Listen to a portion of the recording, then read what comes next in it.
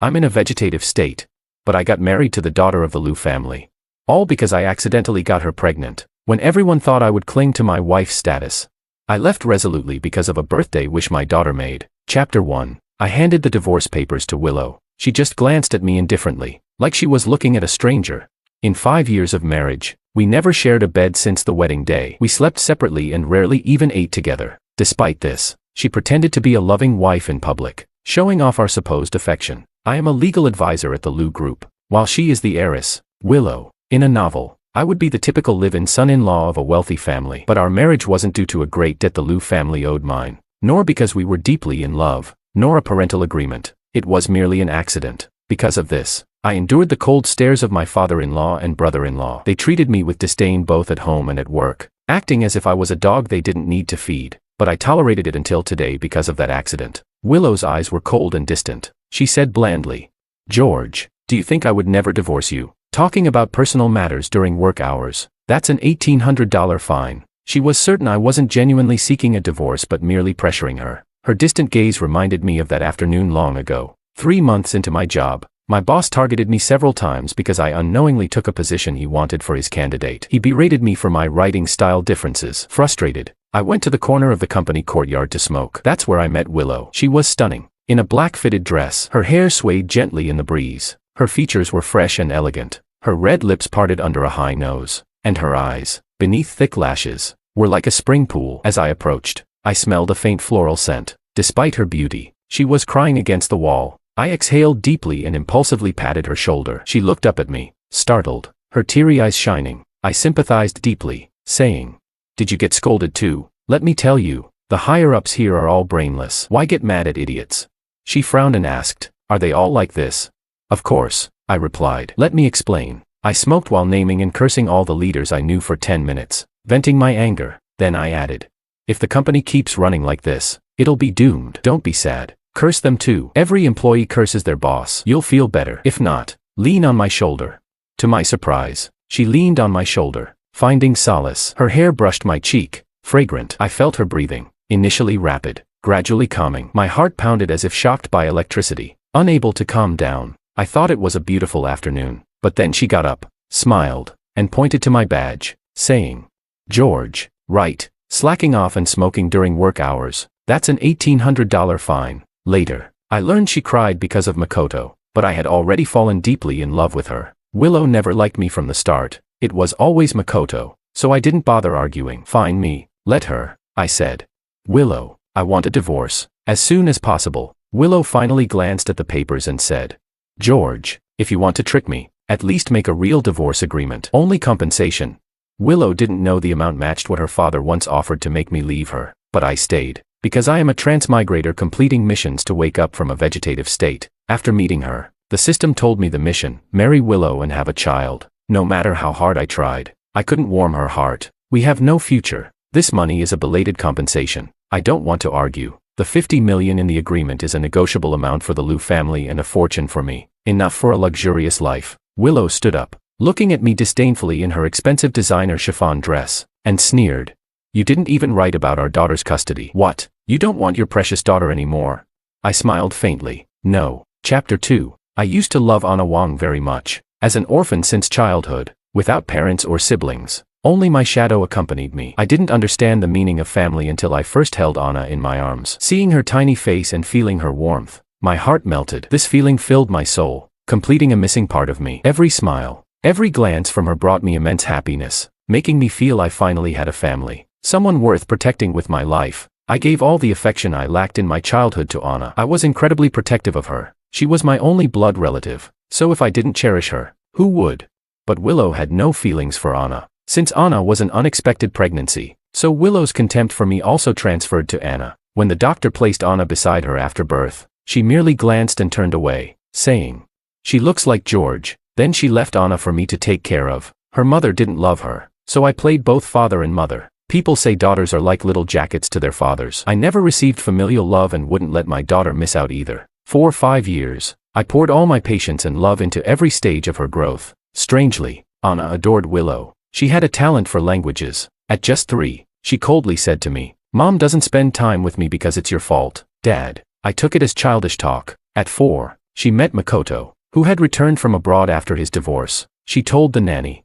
No wonder mom likes Makoto. I like him too. Uncle Makoto is much better than dad. He's handsome and rich, always buys me lots of treats. Unlike dad, who never lets me eat anything fun, just because I wouldn't let her have too many sweets. She pouted angrily. I overheard her complaints from the kitchen. Suppressing my discomfort, I gently said, Anna, Daddy will make you new candy. Daddy made them himself. Pear and hawthorn candy, delicious and healthy. But she grabbed the candy I made and threw it into the trash can, shouting, I don't want your garbage. I want the fancy candy Uncle Makoto brought from Italy. I want cavities. So what?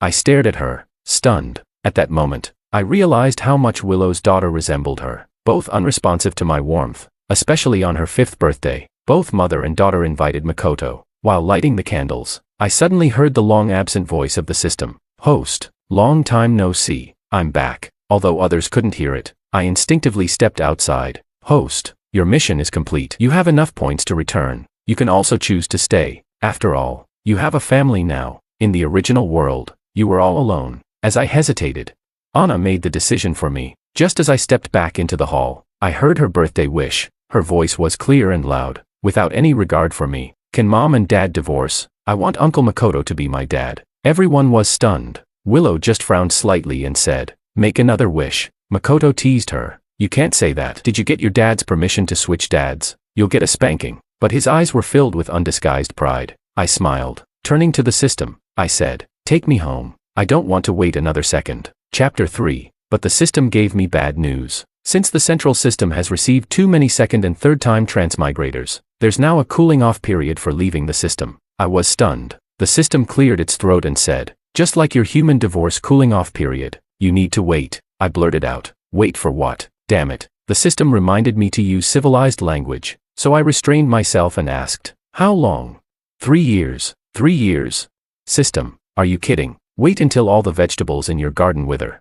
The system paused for a moment and said, host, your insults are quite sophisticated. After 3 seconds of silence, it continued, as compensation for my long absence, I'll increase your points by 1/3. So when you wake up from your vegetative state, your body will be completely healthy. Fine. Then I'll finalize the divorce first. That's why I was standing in Willow's office. Willow, let's get a divorce. Willow looked up, staring straight into my eyes, and asked mockingly, George, have you forgotten? Who was the one who begged me 5 years ago to have Anna, saying if I didn't, he would die? Those were my words. That year, Willow heard the news of Makoto's marriage. She drank all night and, in her heartbreak, came to me. She said, George, look at me. Why am I not good enough for Makoto? Why did he marry someone else?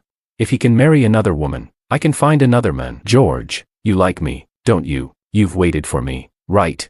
I nodded. We kissed passionately. That night, despite precautions, she accidentally became pregnant with Anna. Her first reaction was to have an abortion. Because she didn't want a child to be a burden if Makoto came back for her. The child would be an obstacle between them. But then the system spoke. If you abort now, it means mission failure, and you know the consequences. Host, I begged Willow. Driven by the system and my own deep desires, I said, if the baby dies, so will I. I swear I'll take care of both of you for life. Without my plea, Anna would never have been born. Willow didn't care about me, didn't care about Anna. She only cared about one person, Makoto, who had lived with her in the orphanage and saved her. Willow always wanted to marry just one person, Makoto. The day her biological father took her from the orphanage, she cried and begged Makoto to wait for her to marry him. So, she always held on to her feelings for Makoto. However, the next news she got about him was his marriage. Much later, I learned that Willow agreed to my proposal and decided to keep the child not because she believed my words, but because of something Makoto said. He told her, Willow, why do you think you deserve me to wait for you forever? Chapter 4. I looked at Willow's beautiful face, but I was thinking, I hope I never see her again. I said calmly, since both you and your daughter like Makoto, after the divorce, you can form a family. Everyone will be happy, right? Willow smiled at me, but I could see the disdain and arrogance beneath her smile. She said, George, aren't you hypocritical? Do you think this will make me beg you? You really disgust me. Also, the child is mine. You tricked me into having her. From the moment you tried to threaten me with divorce, you completely lost your right to be a father. So, if you want me to sign the divorce papers, it's simple. You must promise never to come near my daughter again, never to see her. In the past, this would have been a fatal blow to me, because love makes one vulnerable. After all, she is my only relative, my only daughter. But now, I don't care about anyone, so I have no vulnerabilities. Under her contemptuous gaze, I replied calmly, fine. She was taken aback, her eyes darkening. She grabbed a pen and quickly signed the agreement. Then she threw a copy at me. I picked it up and turned to leave. Willow bit her lip and said, George, take your lies and get far away. Never come back. I said, fine. My emotions were frighteningly steady, but then I paused and smiled, asking her, we haven't received the divorce certificate yet, and you haven't paid the compensation. I won't leave. Please pay in advance. Thank you. Willow's face turned red. Reluctantly, she signed a check. Chapter 5. Watching George leave the office without looking back. Willow felt an inexplicable panic. Just then, Secretary Chen walked in with some documents. She had been with Willow for many years, both a subordinate and a close friend. She said, Willow, is George asking for a divorce? Willow nodded without replying. Taking the documents somewhat despondently, the secretary smiled and said, it's just a quarrel. George won't really divorce. George loves you and the child so much. How could he bear to leave you? Willow frowned slightly and said, whether he leaves or not, he has no right to show me attitude. Everything he has is because of the Liu family. If he really wants a divorce, I'll make Anna change her surname to Liu. Secretary Chen smiled, put down the documents, and left. The office suddenly became eerily quiet. For some reason, she kept recalling George's departing figure, which felt unfamiliar. It wasn't the George she remembered. She inexplicably recalled that night. For the first time under him, Willow felt nervous and scared, her eyes red, her voice trembling. George had said things she didn't understand. He said, Willow, I'm not just here to conquer you. I genuinely like you. Otherwise, I wouldn't be doing this with you. Willow, I'll stay here. Treat you well. Please treat me well too. Okay.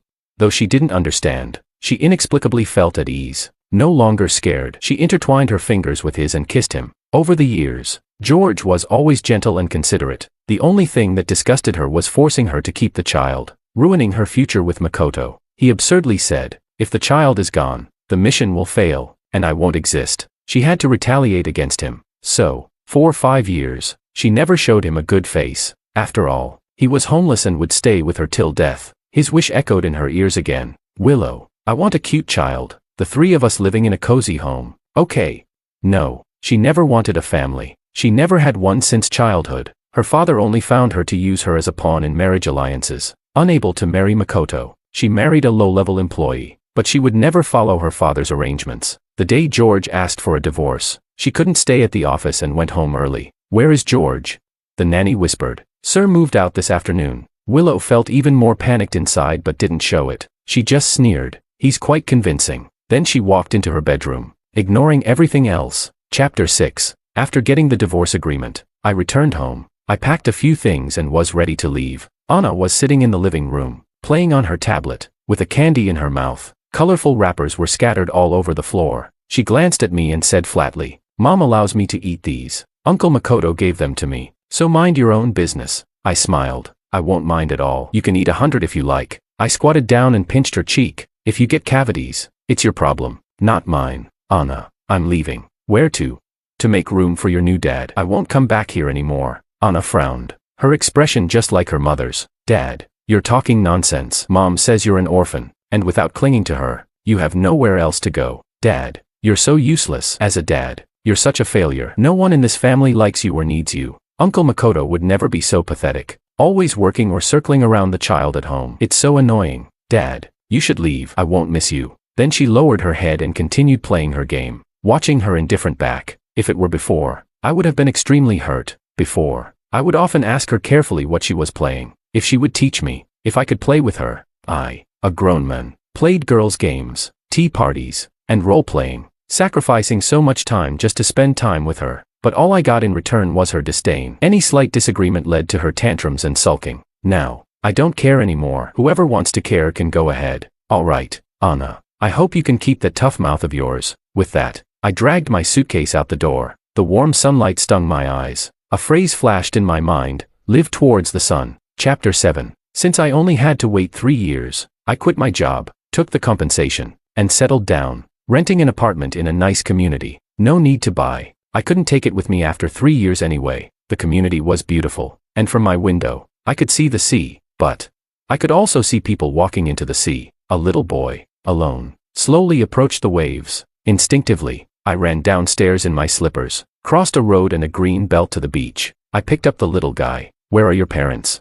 The boy was about 3 years old, with big, round eyes like grapes. His eyes were wet, as if he had just cried, but he didn't say a word, just tightly clutched his clothes. Daniel, a woman walked over, her long hair flowing like a waterfall in the sea breeze. She had a fresh, natural look with a gentle smile. I hadn't noticed her earlier, sitting on a hammock under a tree, watching him. Thank you, but don't worry, he wouldn't dare go further. I was watching. The woman approached to take the boy. Daniel, come home with mommy. But the boy clung to my pants. With his chubby mouth, he said, hug. The woman was surprised and smiled. This is the first time Daniel has asked a stranger to hug him. I rubbed the little guy's head. Since I had nothing better to do, I carried him back to the community. It turned out they lived next door. The woman thought for a moment and said, Mr. Wong, Daniel seems to like you. I know you're single and currently not working. It's just me and my son. I'm a doctor, and I often bake. If you're willing. I quickly handed the boy back. I interrupted her, saying, Miss, if you're interested in me, just say it. You look like a model with your height and long legs, and your fair skin and beauty make you look like a celebrity. Why are you acting like a stalker? How did you find out so much about me? She looked stunned and said, Mr. Wong, I wanted to ask if you could help look after Daniel for a while. I just fired his nanny for mistreating him, and I need someone to watch him until I find a new nanny. I saw how you cared for children, so I thought I'd ask. I can make you some treats in return. I was speechless. What a misunderstanding. But then I thought again and asked, how did you find out so much about me? She said, well, I know your information because I'm your landlord. After confirming her identity, it was true. I felt so embarrassed, but I'm someone who can admit mistakes and adapt. So I said, Miss Landlord, I apologize for being creepy. Okay, Chapter 8. Regarding her request, I considered it for a moment and planned to refuse. After all, taking care of children is troublesome. I used to take care of Anna because I was her biological father. I wanted to make up for my own unfulfilled experiences, filling the void in my heart by taking care of her. But now, taking care of another child is something I cannot do. Kids at this age love to run around, and I can't afford to take responsibility if something happens. However, in the next second, she said, you can name your price. So I said, sure, sister, when do I start? There was no helping it. The child's pitiful eyes were too hard to refuse, and I couldn't bear to turn down such a lonely mother and son. Unlike my daughter, he was very quiet and didn't talk much. I took care of him with the same dedication and effort as I did my daughter, so he often sat obediently on his little stool, watching me play video games. Every time I won, he clapped his little hands and praised me. He said, Brother Wong is amazing. Brother Wong is the best. Brother Wong dominates the game. Sarah looked on speechlessly. I explained to her that I had him call me Brother Wong because it's better to be friends with kids, not enemies. Daniel chimed in. Brother Wong is my best friend. Mom, don't worry. I'll take care of him. You go to work. Sometimes, while playing, I would zone out for a moment. Anna never did this. She always complained. Dad, this is boring. Draw me a picture. Dad, your drawing is ugly. I don't like it. This isn't what I wanted. Then she tore up the little hamster I had spent half an hour drawing for her. Daniel, on the other hand, was a much easier child to get along with. The only strange thing about him was that he often called out for his parents in his sleep. He woke up with his eyes wet. Every time I would wipe away his tears, he would look at me, embarrassed, and say, Mom always says boys shouldn't cry. Am I being silly? And I would tell him, everyone gets sad, and when you're sad, you cry. If happiness doesn't distinguish between genders, neither does crying. After saying that, I would give him a pear and hawthorn lollipop I made. He would put it in his mouth, and his eyes would squint into crescent moons with satisfaction. He would give me a fruity kiss. When his mom Sarah came home from work, he would show off. Mom, Brother Wong's candy is much better than yours. Sometimes, he would be reluctant to finish it all at once, taking small bites slowly. I laughed. Eat up, Daniel. If you like it, I'll make more. But don't forget to brush your teeth. The things Anna despised were treasures to someone else. Before the divorce, my life revolved around Anna. Even with a nanny at home, I would worry every half hour at work about whether Anna had hurt herself. Maybe it was because I had Daniel's company. During these days apart, I rarely thought about Anna or anything related to Willow. Instead, the butler contacted me several times. Miss Anna isn't used to sleeping without your bedtime stories. She'll get used to it. Miss Anna has a toothache. Will you come back to be with her? No, I'm not a dentist. Chapter 9. A few days later, I unexpectedly ran into Anna. Sarah went out of town for a conference and asked me to pick up and drop off Daniel for a few days. But I overlooked the fact that Daniel's new kindergarten was the same as Anna's. I carried Daniel out of the car and just dropped him off. Then I ran into Anna. Willow, with a cold expression, was still sitting in the car. Anna opened her mouth, wanting to call out Dad, but the words stuck in her throat. Even though we were divorced, she was still my daughter, a familiar face, so I greeted her, "Hey, Anna," but she didn't respond, running into the classroom like an angry pufferfish. The woman in the car, my ex-wife Willow, was also a familiar face, but I had no intention of greeting her. Unexpectedly, she spoke first. "George, didn't you firmly agree not to see Anna anymore? It's only been a few days, and you can't hold back." I laughed angrily and said, "Are you crazy? Does your family own this kindergarten? You can come, but I can't. As if I wanted to see you. Why don't you just transfer her to another school tomorrow?" I couldn't be bothered with her. Willow scoffed behind me. "George, keep pretending." Chapter 10. George had been away for over a month. Willow didn't understand. Such an ordinary man, a substitute, someone dispensable. Why did the house feel so empty without him? Anna often cried. She clung to the housekeeper, asking, "When will Dad come home?" She couldn't quite figure out her feelings for Anna. Maybe it was because she was abandoned by a garbage dump as a child. So, she didn't know how to be a mother to a child. "Stop crying. You look ugly when you cry." Anna hiccuped through her tears. "Mom, can you tell me a bedtime story?" "No, you don't have to sleep if you don't want to." Anna was taken aback. In the end, Willow sat by Anna's little bed and told her a story. The more Willow read, the more frustrated she felt. She should be getting her beauty sleep. Why was she sitting here reading a children's book? With a snap, she closed the book. "Lights off. Sleep or don't. I don't care." Anyway, she wasn't going to keep reading. Anna pouted but reluctantly slid under the covers. For the first time, Willow felt a bit unsettled since George left. This frustration stayed with her until she saw him at Anna's kindergarten a few days later. The annoyance in her heart seemed to lessen a bit. She thought, how could he leave his daughter? She was his only family, and he purposely picked the rare time she brought Anna to school. He was just stubborn and prideful. He could have had a good life but insisted on a divorce. So she took Anna out of school, not letting her go to kindergarten. She wanted George to make a wasted trip. Want to see the child? Fine. Come and beg her. But 3 days later, Butler Zhang hesitantly said, "Sir still goes to kindergarten every day. It seems he's taking someone else's child to school. He hasn't specifically come to see Miss Anna." Willow was taken aback. Chapter 11. Sarah kept her word. In the 3rd month of my time with Daniel, she hired a gentle ant to take care of him. Out of habit, I helped out when I could, because having someone praising you while playing games was just too pleasant. Sarah often cooked for me. Maybe it was a habit from her profession as a doctor. She would debone fish before cooking it or remove bones from meat before boiling it, but it tasted quite good, though I always felt a bit weird eating it. After dinner, Daniel would habitually play with magnetic blocks on the small table in the living room. We sat on the sofa and chatted. There was an inexplicable peacefulness to it. I couldn't help but ask. Daniel often calls out for his parents in his sleep. Did you do something to upset him, making him cry in his dreams? Sarah said softly. Daniel's parents passed away in an accident last year. Daniel needs time to adjust. I was stunned. Then who are you? A human trafficker?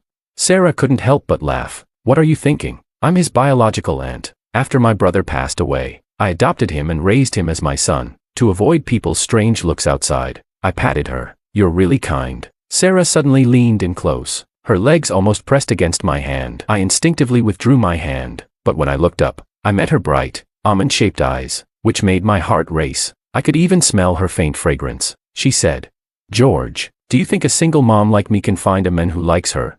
"Of course, you can. You're beautiful, gentle, and kind-hearted. Do you like me?" Me. I was speechless. The conversation had shifted too quickly. I instinctively said, "Why not?" Sarah shook her head. "Men shouldn't say they can't." I sighed and continued. "In 3 years, I have to go back home." Sarah's smile faded. She looked a bit forlorn. "George, can't you forget your ex-wife?" I laughed. "How could I? She's getting married." Sarah's eyelashes fluttered, and her eyes brightened. Her voice was filled with unconcealed excitement. "Really? Should I send her a big gift to congratulate her on her wedding?" I was taken aback. "Sarah, why are you so excited about my ex-wife getting married?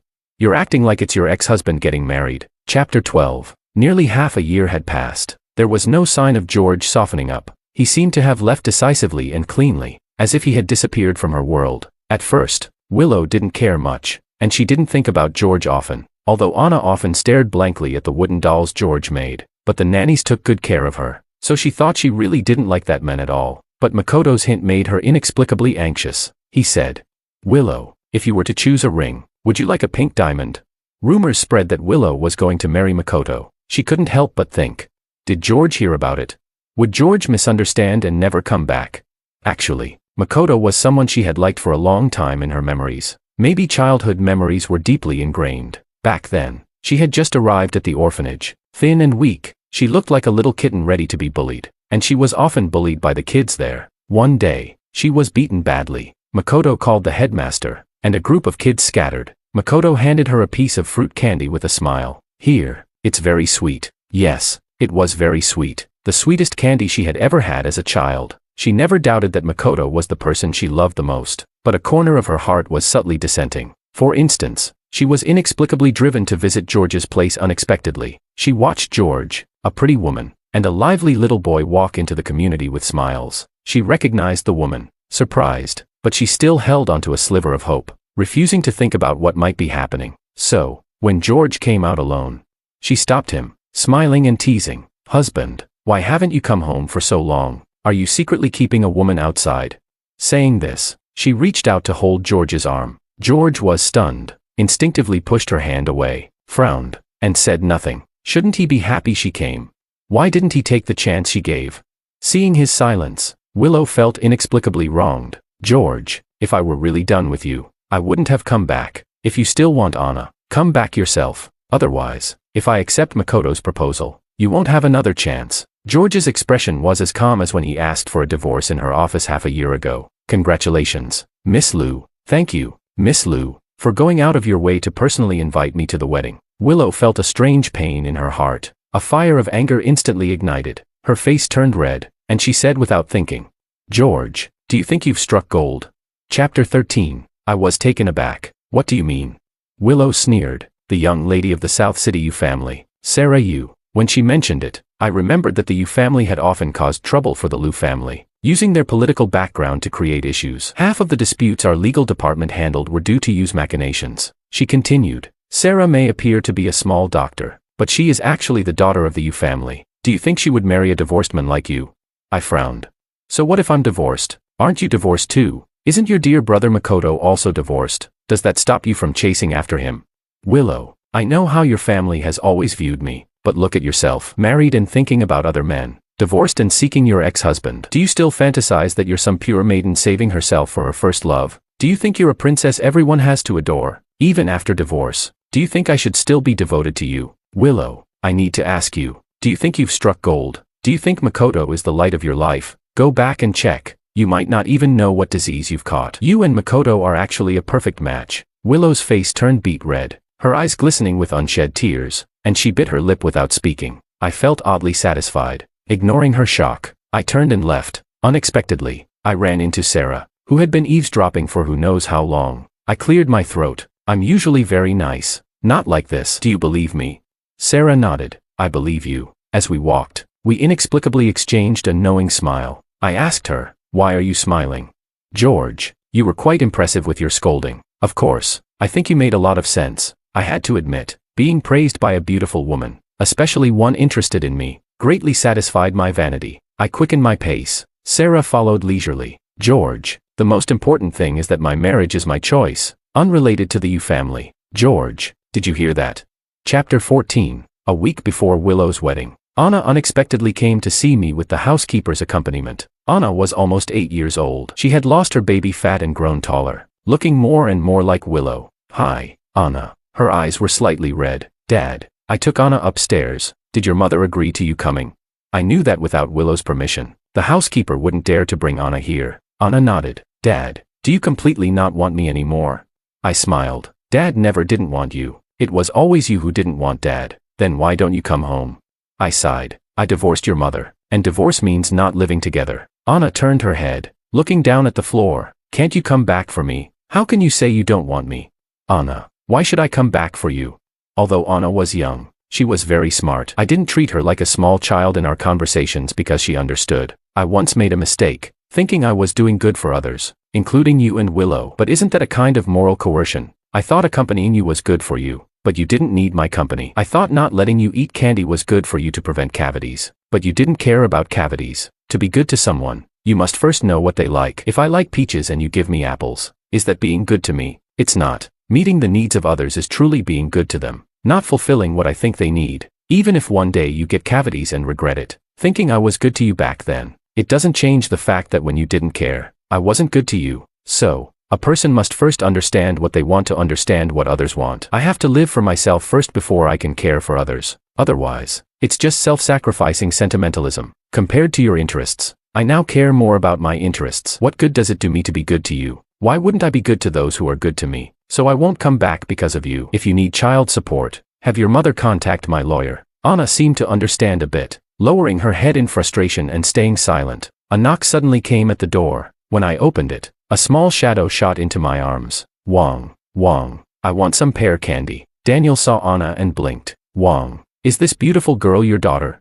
I nodded with a smile. Daniel grabbed a handful of pear candy from the table and handed it to Anna. Sister, eat this. Wong makes it really well. It's healthy and delicious, much better than the fancy candies you buy outside. Anna took the candy and suddenly started crying. Dad, I'm sorry. I knew she remembered throwing away the candy I made with my own hands as garbage. Sometimes, things thrown away by hand are hard to retrieve. Love. 2. Chapter 15. Willow married Makoto. The wedding was unprecedentedly grand and luxurious, trending on South City's hot search. In the pictures, Makoto was beaming with joy, but Willow's smile was forced. Anna, dressed in an exquisite little dress as the flower girl, wore an expression identical to her mother's. However, the birthday wish she made when she was 5 finally came true. I can only say, daughter, you must face the wishes you make yourself. Strangely enough, Willow's wedding made Sarah and Daniel the happiest. The mother and son insisted on taking me to the villa for a vacation. George, there's a beautiful starry sky over there, and we can set off fireworks. Daniel happily spun in circles. I love watching fireworks the most. Seeing Daniel gradually emerge from the shadow of losing his parents, becoming happier day by day, made me quite happy as well. Under the night sky, we ate hot pot and sliced watermelon. The stars in the sky were countless. Fireflies with their glowing tails flew around, and frogs croaked in the nearby pond. This was the kind of life I wanted. As Daniel handed me a slice of watermelon, he said, Brother Wong, your ex-wife got married. Are you sad? I nearly choked on the watermelon. Who told you to ask that? Mom didn't tell me to ask. I asked myself. Sarah's slender body trembled slightly. Brother Wong, don't be sad. You still have us. Even if that pretty sister calls someone else dad, you still have me. Can I be your son? From now on, I'll call you Brother Wong, and you can call me son. How about that? I scratched my head, thinking it didn't sound too bad. I pinched his chubby little face and said, what else do you want to say? Just say it all at once. Daniel cleared his throat like an adult. If you think having me as your son isn't enough, I'll give you my mom as your wife. This time my hand shook a bit. This kid is something else. Daniel, worried the scene wasn't awkward enough, loudly asked Sarah, who seemed busy watering the flowers but was actually pouring water all over the ground. Right, Mom, can you do this job? Can you be Brother Wong's wife? Sarah softly replied with a but her ears turned slightly red. Then she looked up at the sky, at Daniel, at the trees and flowers, but didn't dare look at me. Daniel jumped up happily, running around Sarah and shouting, Mom, you're my sister-in-law now. I have a dad again. Chapter 16. Happy times always seem to have an accelerator. 3 years passed in a flash. To be honest, the 3 years after the divorce were quite enjoyable for me. The only regret I had was, why didn't I divorce Willow sooner? Host, on the 3rd of next month, at 1600 hours, the procedure will start. Stay, or leave. The system seemed surprised at my answer. Are you sure you want to leave? Chapter 17. Willow couldn't tell if she married Makoto because she liked him more or if it was to spite George. Married life was very plain. Nothing changed. Yet everything changed. She inexplicably developed a habit of going to bars and drinking until she didn't come home at night. A few glasses of strong liquor numbed her nerves and made her feel alive. Otherwise, when sober, she always felt the lingering presence of George's shadow at home. It's really strange. How can I still see George when I'm drunk? The voice was cold. Nothing like the gentle and considerate George. I'm Makoto. Of course, I'm not George. Willow, if you have George in your heart, why did you marry me? The alcohol gave her a splitting headache, making it impossible to think clearly about this question. Does she have George in her heart? No, right. She had always been indifferent to George, thinking he was dispensable. Did she? She vaguely remembered when Makoto got married abroad. She was only slightly sad and didn't repeatedly regret why she didn't pursue him abroad sooner. But after divorcing George, it was like cutting flesh with a dull knife, never feeling a bit of pain until now, where the pain was repeatedly tearing. She also wanted a warm little home. Before, she stubbornly thought she didn't need it. Makoto, do you want a divorce? The days of constant arguing and cursing were exhausting. He must be tired too. It turns out not loving someone is such an exhausting thing. Makoto gritted his teeth, his eyes bloodshot, and said, "Willow, you insisted on marrying me. I will never let you go even if I die. We'll just torture each other for the rest of our lives. No one should expect to have a good time." Makoto stormed out, slamming the door. Willow saw Anna across from the study, closing the door with a blank expression. Is this still a home?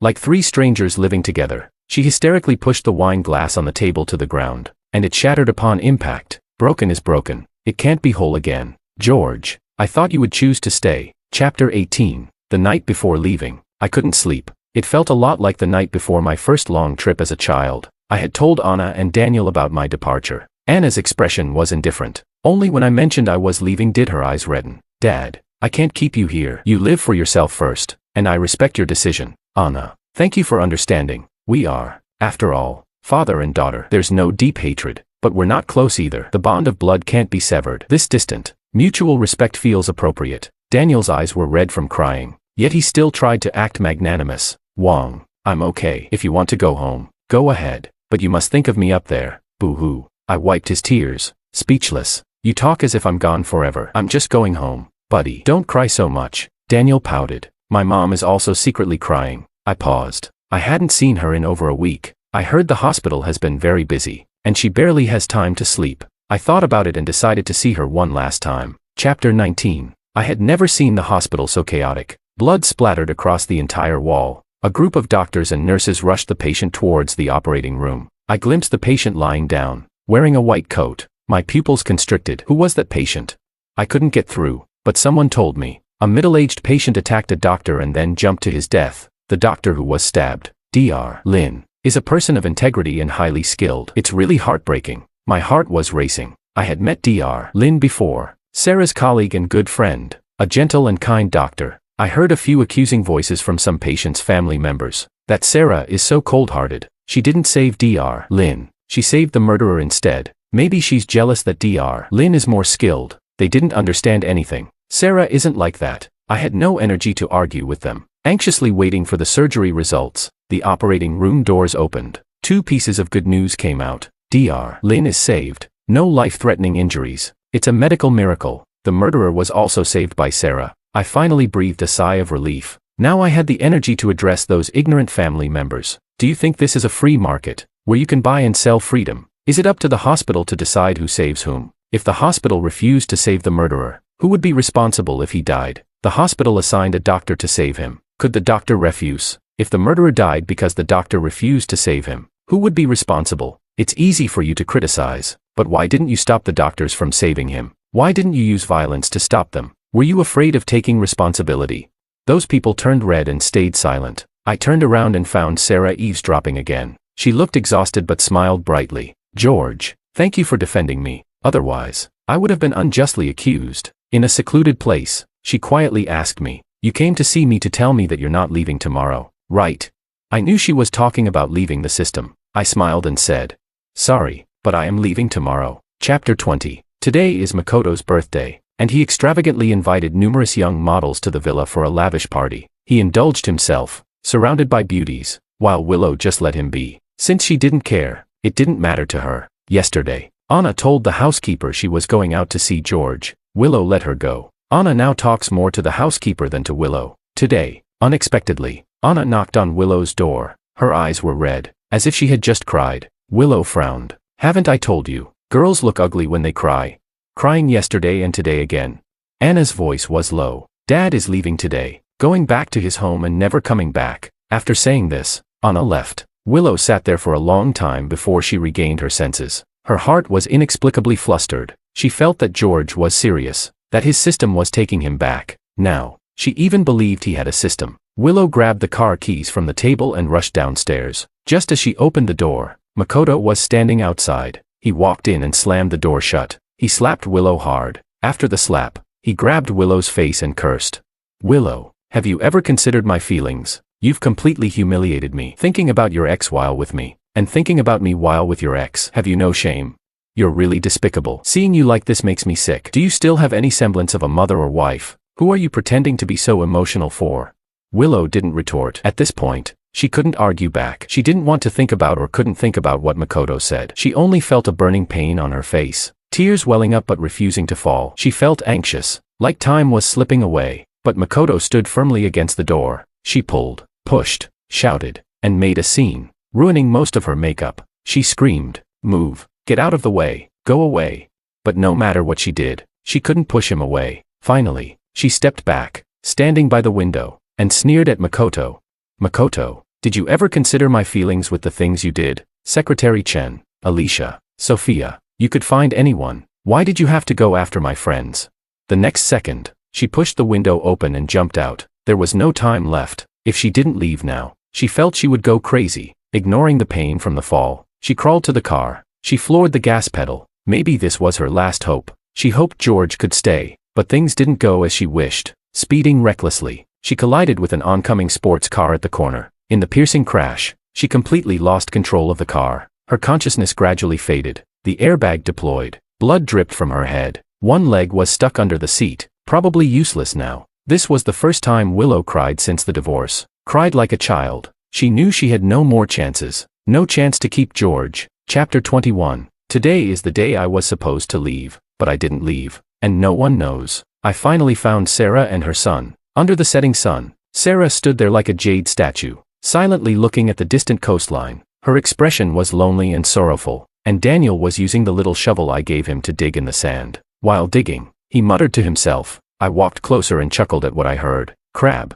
don't come and pinch me." Wang left. I thought of 100 happy things to hold back my tears. If Mom can hold back, so can I. If you pinch me and it hurts, I will cry for real. I squatted down and moved the little crabs away from the sand. "Dig away, little brother." Daniel looked at me, stunned, then turned and shouted, "Mom, come quick. I'm seeing things in broad daylight." I see Wang. In the sunset, Sarah slowly showed a faint smile, with a bit of redness at the corners of her eyes. "Daniel, it's real. George is back." Daniel was ecstatic. "Wang, you're not leaving, right?" Sarah tucked her hair behind her ear. "Didn't you say you were leaving today?" I pointed to the cake placed aside. "Today is your birthday. Can't I go out to buy a cake?" Sarah's smile visibly bloomed. Daniel ran around in circles on the beach. The waves chased his little feet, making joyful splashes. Sarah's eyes sparkled. It wouldn't be because of us that you delayed going home, right?" "That wouldn't be proper." I smiled. "Sarah, you're being a little pretentious coquette." "Of course, it's not because of you. It's because I can't go back for now." Chapter 22. Yesterday at the hospital, the system was still grumbling. "You're so fickle. Last month you said you wanted to leave, and now you want to stay. System, can you help me out? Can I use my points to save Dr. Lin's life?" The system had told me that Dr. Lin originally couldn't be saved and would have died. "Sure, host, but once confirmed, your points will be reset to 0, and you'll have nothing left. You won't be able to go home." "It's okay, system. I'll earn more. If that's not enough, I can borrow some of your points." The system was furious. "You audacious rascal. Stop thinking about using my points. I'm a stingy and selfish system." "No, you're a kind system. I knew there wasn't really a 3-year cooldown period. The system had made it up. The central system wouldn't set such ridiculous rules. The system wanted me to be happy more than anyone else. In that other world, I was a lonely vegetative person with no friends or family when I woke up. The system hoped I would find my happiness in this world. Even the house I live in now was found with the system's help. Host, this place is perfect. I feel like we'll both prosper living here. What would a system need to prosper? It was just trying to introduce me to people who could bring joy into my life. The system's efforts paid off, and I'm grateful to it for letting me meet Sarah and her son. Chapter 23. I made a deal with the system, using all my points to save Dr. Lin's life. So, I can't leave now. When I finished saying this, Sarah suddenly froze, then threw herself into my arms. Streams of tears flowed down my neck. "George, thank you. You're really, really, really great." Daniel clapped and laughed nearby. "Mom, are you serious? You're such a big person, and you cry more than I do." I gently pushed her away with a smile. "Yeah, crying like this. Are you trying to make an ocean?"